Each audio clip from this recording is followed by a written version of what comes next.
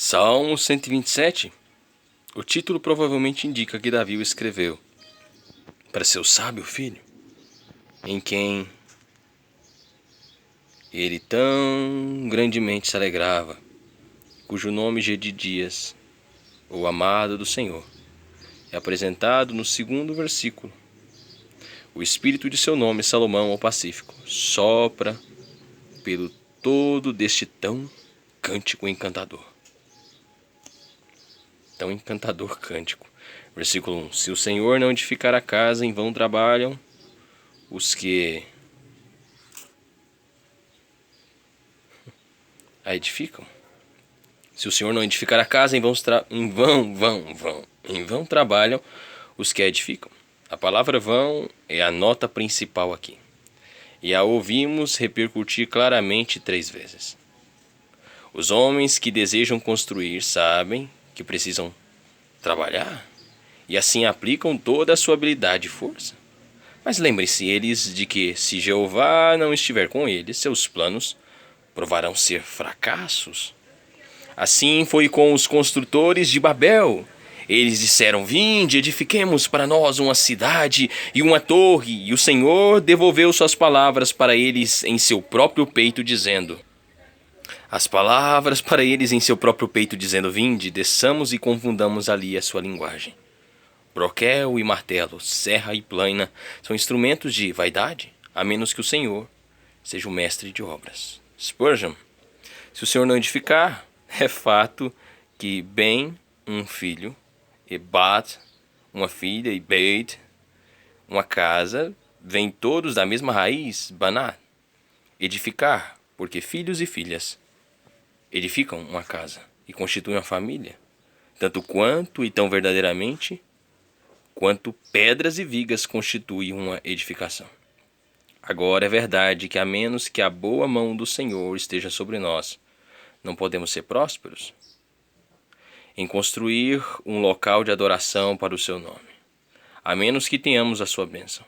Uma habitação não pode ser confortavelmente erigida, e se a sua bênção não estiver sobre nossos filhos, a casa, a família, pode ser edificada, mas em lugar de ser a casa de Deus, será a sinagoga de Satanás. Todos os casamentos que não estiverem sob a bênção de Deus serão uma maldição particular e pública. Adam Clarke. Todos os casamentos que não estiverem sob a bênção de Deus serão uma maldição particular e pública. Adam Clarke. Ele está longe de pensar que o cuidado e trabalho humano, que é empregado na edificação de casas e na manutenção das cidades, deve ser considerado inútil, porque o Senhor edifica e mantém, considerando que é, então, mais especialmente útil e efetivo quando o próprio Senhor é o edificador e mantenedor.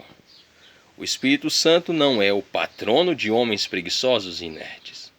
Ele dirige as mentes daqueles que labutam para a providência e o poder de Deus, Wolfgang Musculus. No início da disputa com a Grã-Bretanha, quando todos estavam sensíveis ao perigo, fazíamos orações diárias nesta sala pedindo a proteção divina.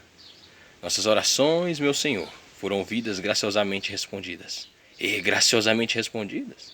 Todos nós que estávamos comprometidos com a luta devemos ter observado frequentes instâncias de uma providência sobrestante em nosso favor. A esse tipo de providência devemos esta feliz oportunidade de consultoria pacífica para estabelecermos nossa futura felicidade nacional? E agora nos esquecemos deste poderoso amigo? Ou imaginamos que já não mais precisamos de sua assistência?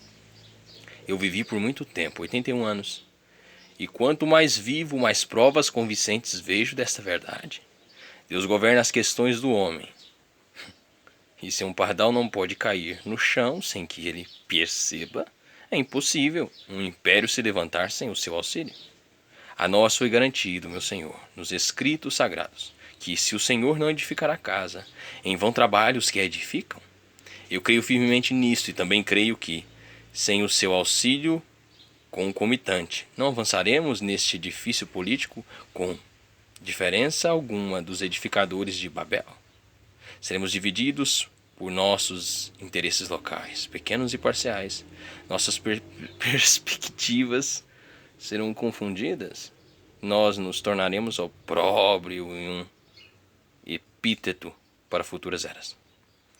E o que é pior, a humanidade pode, ulteriormente, a partir desta infeliz instância, despertar-se com o estabelecer de um governo pela sabedoria humana e entregá-lo à sorte, à guerra ou à conquista.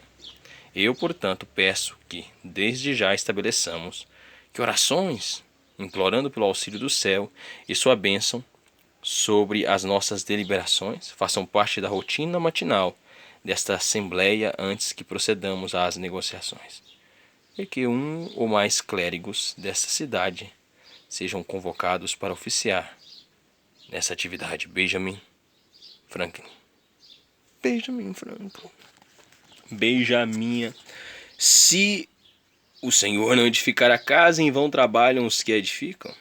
Note que o salmista não ordena que o construtor deixe de trabalhar, nem sugere que a sentinela deveria negligenciar seus deveres, nem que os homens deveriam demonstrar sua confiança em Deus ao nada fazer. Não. Eles supõem que farão tudo o que puderem fazer, e a partir disso, ele proíbe que fique sua confiança, que fixem sua confiança no que fizeram, e lhes garante que todo o esforço da criatura será vão, a menos que o Criador ofereça o seu poder para efetivar as segundas causas. As Escrituras endossam a ordem de Cromwell. Confie em Deus e mantenha a pólvora seca. Trust in God. Confie em Deus e mantenha a sua pólvora seca. Apenas aqui o sentido é variado, e nos é dito que a pólvora seca não terá vitória a menos que confiemos em Deus. Feliz é o homem que atinge o meio termo, pois trabalhando como se crendo em Deus, dessa maneira, crendo no Senhor para trabalhar sem medo. Feliz é o homem que atinge o meio termo, pois trabalhando como se crendo em Deus, e dessa maneira, crendo no Senhor para trabalhar sem medo. Charles Spurgeon, versículo 2: Inútil será levantar de madrugada, repousar à tarde, comer o pão que penosamente granjeastes. Seu alimento é duramente conquistado, parcamente racionado e dificilmente adocicado. É perpetuamente imaculado, com dores e tudo, porque não tem fé em Deus e não encontram alegria em nada, exceto no acumular do ouro, que é sua única garantia. Mas não é desta forma. Não é assim que o Senhor deseja que os seus filhos vivam. Ele os teria como príncipes do sangue, com uma vida feliz e tranquila. Que recebam boa medida de descanso e porção adequada de alimento, pois é para a sua saúde. É claro que o cristão verdadeiro nunca será preguiçoso ou extravagante. O caso o será. Terá que sofrer por isso. Mas ele não considerará necessário ou correto preocupar-se em ser mesquinho e miserável. A fé traz a calma consigo e bane os perturbadores que de noite assassinam a paz. Charles Spurgeon. Mas nenhum homem deveria trabalhar além de sua habilidade física e intelectual, nem além das horas que a natureza determina. Nenhum bom resultado pode vir ao indivíduo ou à raça de algum prolongamento artificial do dia por qualquer motivo, ou levantar-se cedo, tomar o café da manhã à luz de velas, e as vigílias prolongadas, as horas tardias do erudito são uma ilusão e uma cilada. Trabalhe enquanto é dia, quando a noite chegar, descanse. Os outros animais fazem isto, e, como raças, passam tão bem quanto a ansiosa raça humana. Charles F. Daniels. O significado é que, ainda que homens mundanos sejam extremamente bem-sucedidos, esgotem sua mente, cansem seu espírito, atormentem sua consciência, contudo, muitas vezes para propósito algum. Ou Deus não lhes dá um patrimônio, ou não lhes dá o conforto que dele viria.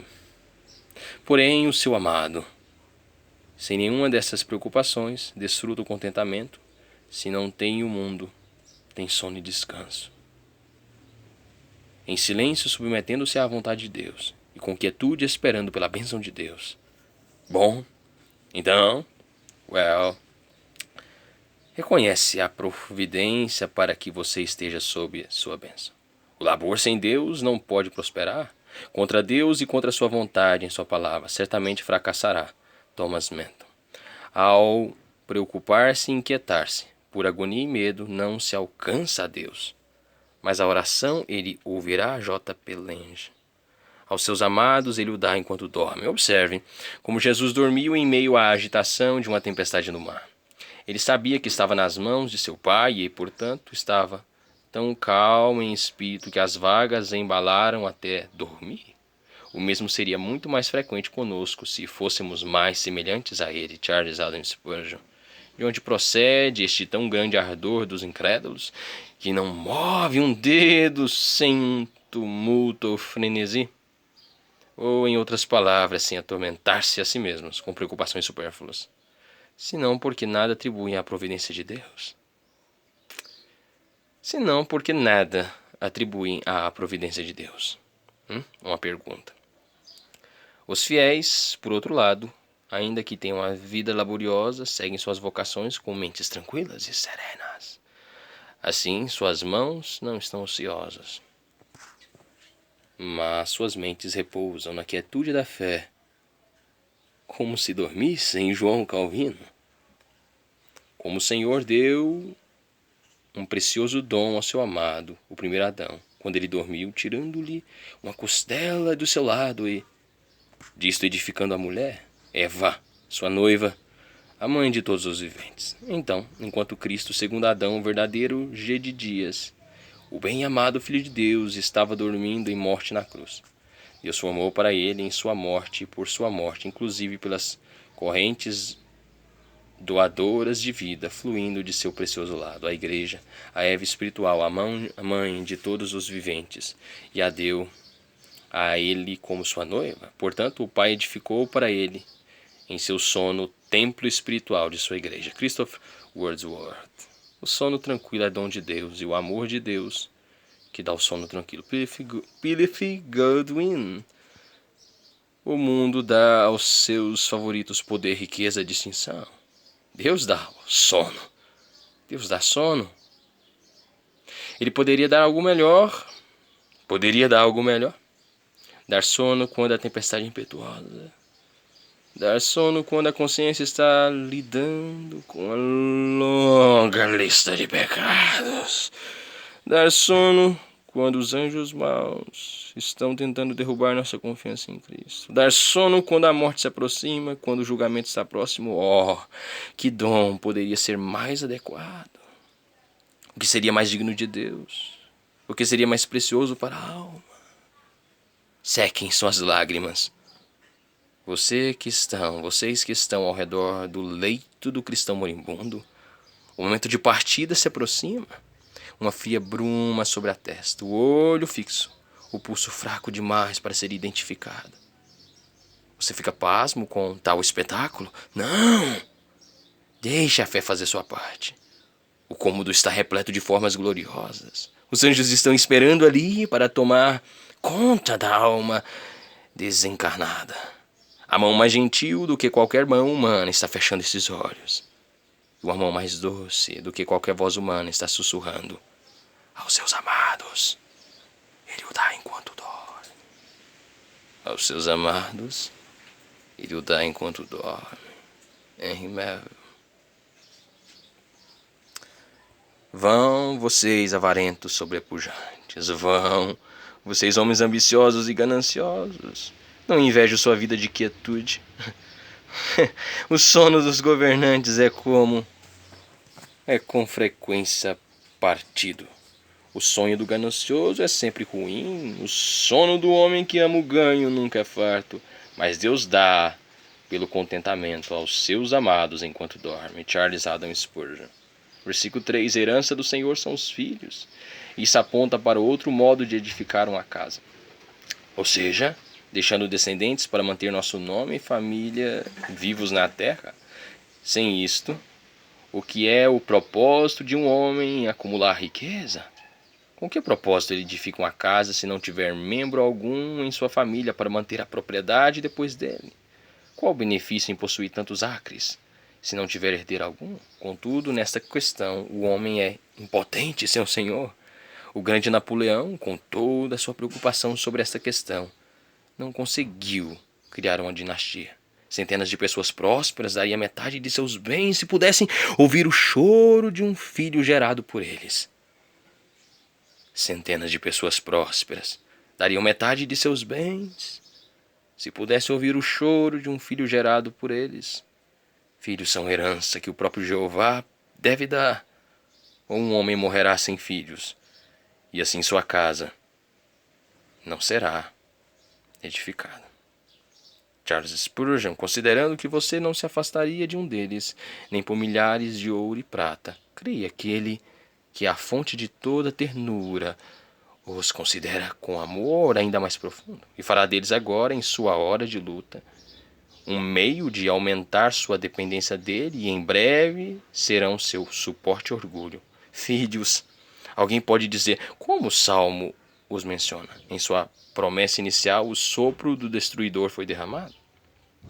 Eles amadurecem visivelmente para a sepultura, e seu sorriso e carinho fazem meu coração ferido sangrar novamente. Sim, lamentador, mas a herança do Senhor. Ele não requererá os céus. Eles estão seguros quando estão nele, e serão em breve devolvidos a você na terra mais favorável, onde a morte lhes transformará em anjos, ministradores diante do seu trono. Eles serão os primeiros a receber você às glórias deste trono, para amar e adorar com você por toda a eternidade. Robert Nisbet. O fruto do ventre, seu galardão. Onde a sociedade é corretamente ordenada, as crianças são reconhecidas, não como um embaraço, mas como herança. E são recebidas, não com arrependimento, mas como recompensa. Charles Spurgeon, a filha de John Howard Hinton, disse a ele, ao ajoelhar-se em seu leito de morte: não há bênção maior para os filhos do que ter pais piedosos. Não há bênção maior para os filhos do que ter pais piedosos. Seu pai moribundo disse com um feixe de gratidão: e a que segue é pais que têm filhos piedosos. Memórias de Manuel Batista. Memórias em Manuel Batista. Versículo 4. Como flechas na mão do guerreiro, assim os filhos da mocidade. Filhos nascidos aos homens em sua juventude, pela bênção de Deus, se tornam o consolo de seus anos de maturidade. Um homem de guerra se agrada de armas que voam até onde ele não pode alcançar. Bons filhos são as flechas de seus pais, acelerando-se para atingir o alvo em que miram seus senhores. Que maravilhas um bom homem pode cumprir se tem filhos afetuosos para apoiar seus desejos e colocar-se a cumprir seus planos. Charles Spurgeon. Bem faz Davi em chamar filhos de flechas, pois sendo bem gerados, atiram nos inimigos de seus pais, e sendo mal gerados, atiram em seus pais. Triste. Henry Smith. Versículo 5. Feliz o homem que enche deles a sua aljava. Aqueles que não têm filhos lamentam o fato. Aqueles que têm poucos filhos os veem longe em pouco tempo. A casa fica em silêncio e sua vida perde o charme. Aqueles que têm muitos filhos graciosos estão sob a plenitude da felicidade.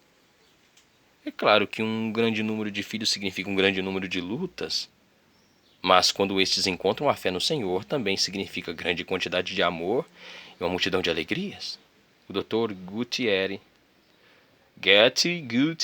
não sei, deve ser alemão, costumava dizer: sou rico, apenas em filhos, eram 11. Muitos filhos geram muitas orações, e muitas orações geram muitas bênçãos. Provérbio alemão. Sou rico apenas de filhos. Eram 11. Muitos filhos geram muitas orações, e muitas orações geram muitas bênçãos. Provérbio alemão. O reverendo Moisés Brown, acho que é assim que fala, né? Teve 12 filhos. 12 filhos! Alguém conversando com ele lhe disse: o Senhor tem tantos filhos quanto Jacó. Ele respondeu: sim, e tem o Deus de Jacó para prover o que precisam. G.S. Bowers. Lembro-me de um grande homem vindo à minha casa em Waltham, e ao ver todos os meus filhos, um ao lado do outro, por ordem de idade e estatura, disse: estes são os que fazem pobres os homens ricos. Mas ele recebeu essa resposta direta: não, meu senhor, estes são os que tornaram rico o homem pobre, pois não trocaríamos nenhum destes por toda a sua riqueza. É fácil observar que ninguém é tão avarento e mesquinho quanto os que não têm filhos. Ai, aqueles que pela manutenção de grandes famílias estão acostumados a frequentes dispêndios encontram a experiência da providência divina no gerenciamento fiel de suas obrigações, conforme distribuem com mais alegria o que recebem. Nisto sua preocupação é mitigada. Deus a retira deles e a trata para si. E se não desejarem lidar com essas preocupações, sua fé lhes dá facilidade para lançar seus fardos sobre ele, que tem mais poder e direito sobre eles, uma vez que até mesmo nossos filhos são mais do Senhor do que nossos. O que alimenta os corvos pode falhar com as melhores de suas criaturas. O que alimenta os corvos pode falhar com as melhores de suas criaturas. Joseph